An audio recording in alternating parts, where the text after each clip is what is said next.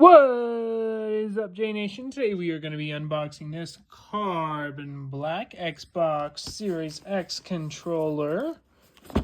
Custom made from us. As you could see from the title, we're going to be opening this bad boy up, taking a look, and reviewing some of the specs. Let's go.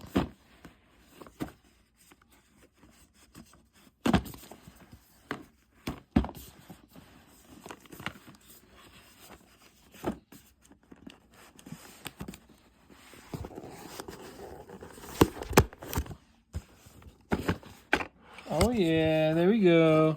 Oh yeah, here we go. Alright, so we have our controller here.